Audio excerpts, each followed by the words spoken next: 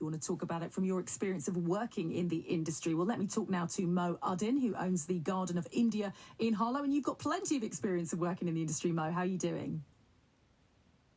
I'm good, thank you. How are you guys? Yeah, very well, thank you. Thank you, as always, for coming on.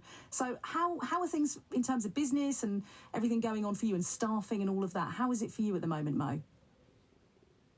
It's very difficult. It has been for a while now. Staffing's been an issue for a very, very long time. But it's just getting more hard to find staff that are capable enough. Yeah, and that's been going on for you for a little while, has it?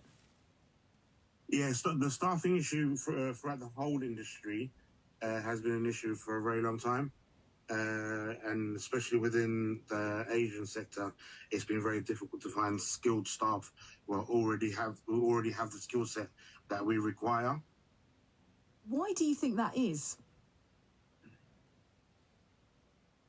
It's partly down to us relying on having staff members who already have a knowledge of the food, and then maybe the lack of training within our industry as well, or the industry as a whole, because there's catering colleges out there across the country, but then those catering colleges aren't catering for every style of cuisine that's out there, and then those people that are coming out of these catering colleges aren't actually going into work.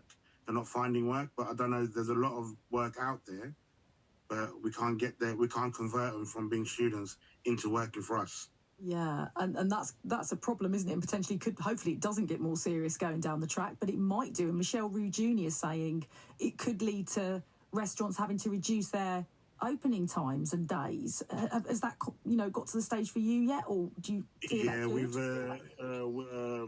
a couple of the restaurants that we have in our group, we've had to open like 1 day a week, just because we can't have enough staff to cover days off, so we just give everyone a day off at the same time.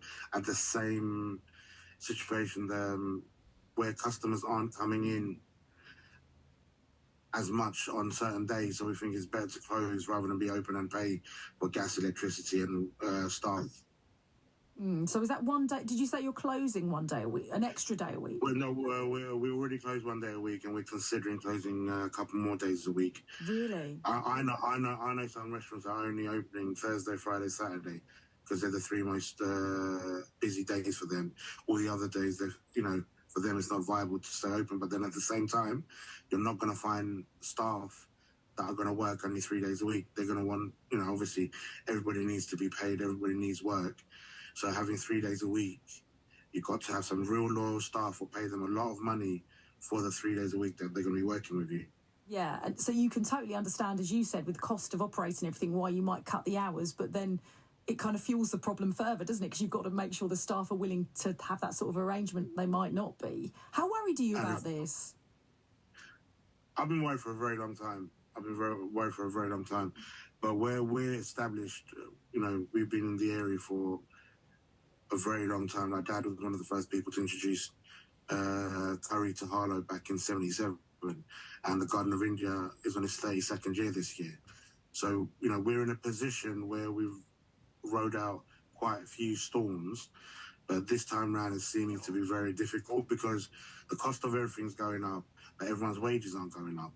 And then, like you said previously, the person was talking about going to theatre and going for a meal. Now they're having to choose between the two. I know it seems like first world problems, but at the same time, we're a business that survives on people wanting to go out and eat out. So we're first ones into a recession, or let's just say first one into bad financial times, and the last one's out. And then what we've noticed, where customers are coming once a week, they may become once every fortnight or even once a month, which we understand. But our costs have gone astronomically high.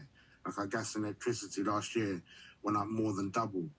But we haven't been able to put our prices up because we have to think of the fact that our customers' wages haven't gone up. So they're not going to be able to afford to come. So what do I do? But there's only a limit to how much of the costs that I can absorb. Yeah, of course. And as you say, once you lose those sorts of businesses, they're gone forever. And, you totally understand people can't afford to necessarily eat out that regularly. But at the same time, you want to be able to have those businesses thriving and help the local economy as well. What do you think would make it better? I mean, have you got any ideas of what might improve the situation, Mo? A few things, obviously, like when it comes to the cost of the utilities, let's just say, we know that they're buying it at a certain price. Every business is there to make profit, which we understand. That's how capitalism works. We're not saying for everyone to not make any profit or anything like that. But with these big companies, the utility companies, they don't have to double or sometimes 2.5 times the gas and electricity costs. Now, they went up, but they haven't gone down yet. Yeah, and then you mentioned inflation figures coming out looking good, but that's not being passed on to us. Yeah. And therefore, we can't pass it on to the consumers. But, like I said, we haven't put our prices up. But even if the government were to turn around and say, with the VAT, whereas, they've done it before, they can do it again, maybe reduce it down to 5%, just to give us a helping hand for, a year or so and let everyone get back on their feet.